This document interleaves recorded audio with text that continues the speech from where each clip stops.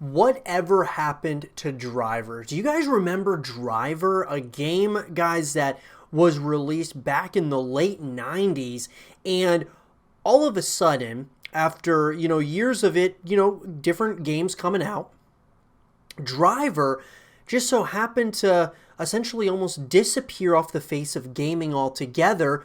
Pretty much. I mean, if you look at it, even though there were games that have come out in more recent memory, but Driver was such an exciting and fun-filled game. And I want to talk about what happened to this franchise. So let's talk about it. So guys, Driver. This was a game, like I said, that was released in the late 90s, that being 1999. It was released. And this was a game that was released on the PlayStation. And then, of course, it came on to PCs, and it also even came on to iOS, which would be mobile, in December of 2009. And so this series, guys, if we look at just kind of in order of events of when these games came out, you had this game in 1999. Then Driver 2, of course, came out shortly after that. We had Driver 2 coming out. The second installment, it was released on PlayStation on November 13th of 2000. So pretty much a year later, you had a second Driver game come out. And it was ported onto Game Boy Advance, which was a very interesting choice. Why they put it onto Game Boy Advance? They had the first one on Game Boy Color. Very interesting decision making there. That was back when Game Boy was pretty popular. I had one myself, and it was a lot of fun. But this was the first game in the series, that being Driver 2, that featured two-player modes, curved roads, and the ability to get out of your car at any time, which was really cool. Now, when we got to the third installment of the franchise, that being Driver 3, this is where I really started playing it quite often. I started playing Driver a lot. I really thought, for some reason, I know that it didn't get very well reviewed as a game. I actually really enjoyed it. Maybe it was because of the first one I played in the franchise. But this was the third installment that came out on PlayStation 2 and Xbox on, of course, June 21st of 2004. So talking a few years later. Now, it had mixed and poor reviews. It just didn't, people didn't like certain things within the game. Like, one of the ones that was very surprising to me that people didn't like was the ability to use firearms in the game. And I never really understood that. I still really don't even understand it to this day. But nonetheless, Reflections later paid notice to the complaints about the insipid storyline, poor controls, and abundance of glitches in order to improve the series' standings with critics and gamers in Driver Parallel Lines, which was the next edition of the franchise, which of course I was playing as well. And this came out in June, it was released on March of 2006 on PlayStation 2 and Xbox, and then came on Windows as well as the Wii. Now, Parallel Lines, this was another one that I gotta say, like, I enjoyed this one. I don't know if I even really enjoyed it as much as the third one, maybe because it was the third one was my, really got really introduced to this franchise. I kind of went back and played the first two, and it was kind of, that third game was just really exciting to me. But Parallel Lines was certainly a good addition to the franchise, but it really was a lot. It was a lot different, and that kind of shows in these games where it was just a lot different. Then, of course, you had the follow-up, which was Driver 76. Obviously, with Parallel Lines, the one other thing I wanted to mention was it didn't sell as well as Driver 3 did. And so then when you get to Driver 76, this was a PlayStation Portable game. And see, this is where I think they started kind of going wrong with the Driver franchise.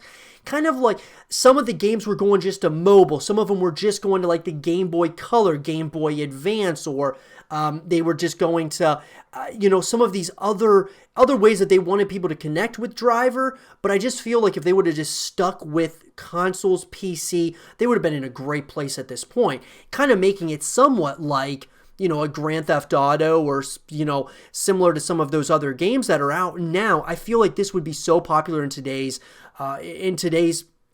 culture and just obviously in gaming as a whole. Why? Because there's the concept is really cool for Driver. It's a very interesting concept, and I think there's a lot of ideas here that you could have doing different missions and where you can get out of your car and just explore and just drive around. I mean, it's something that I think is really special that's been untapped for the last number of years.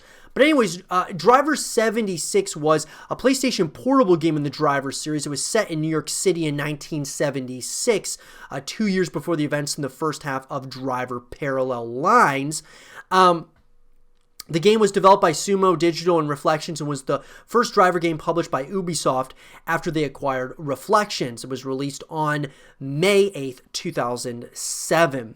Then skip ahead now a couple of years. You go ahead and we get Driver San Francisco, and this was probably my favorite one out of all the games. It was probably my favorite Driver since Driver 3, in my opinion. I thought it was really, really good, and I did not play any of the other ones after that because really after that, just not much that I thought was. It just didn't make, I don't know, I just didn't even have a Nintendo 3DS. I didn't, download the Speedboat Paradise on iOS or Android. So Driver San Francisco is the last true game in this franchise, in my opinion. Now, the fifth Driver game was long rumored to be in production. After several years of speculation, Ubisoft unveiled Driver San Francisco at E3 2010. After several delays, it was released September 1st of 2011 in Australia.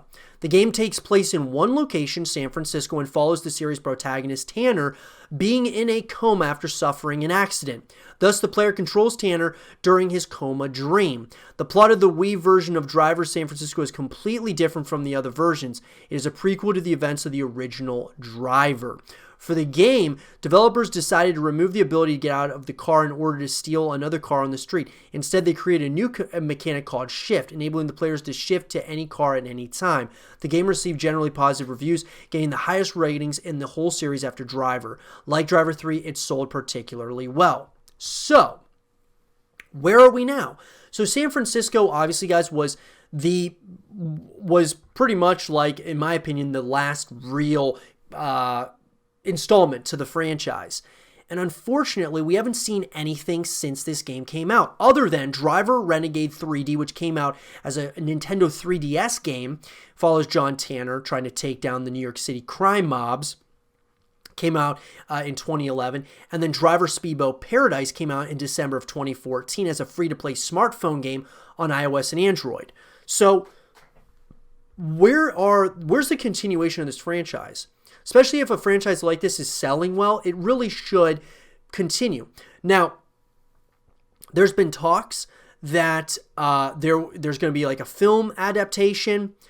There's been a lot of talk that, as far as Watch Dogs is concerned, like these games that are kind of related, right, to Driver. Now, what I want to get at here, though, guys, is when we talk about what happened to this franchise, I don't think there was really anything like super negative that happened to it. Sure, it wasn't like, it's not the most popular game in the world, right? But there's something here that I think that needs to be continued to be explored.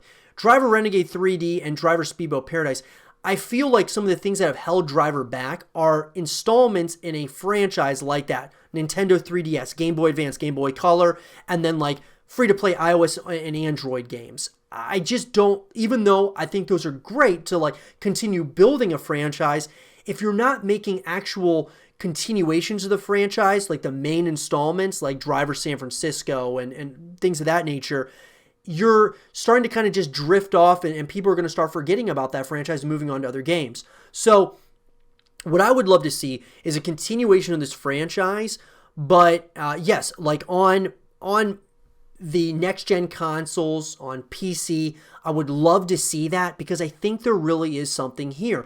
This is a game that could be similar to like a GTA, a Watch Dogs, some of these other games. I mean, And why can't Driver coexist with other games within this universe? It's a very fun game. I would love to see it continue, especially with like updated graphics for like Xbox Series X and PS5 and such. I think it could be something really special. But let me know what you guys think. Do you think that we need another Driver game, or do you think games like Watch Dogs and Grand Theft Auto kind of fill that void of, driving and having those gun chases and trying to take down crime mobs and things of that nature? Let me know what you guys think in the comment section below. And for more Driver content and videos, stay here with Zero TV.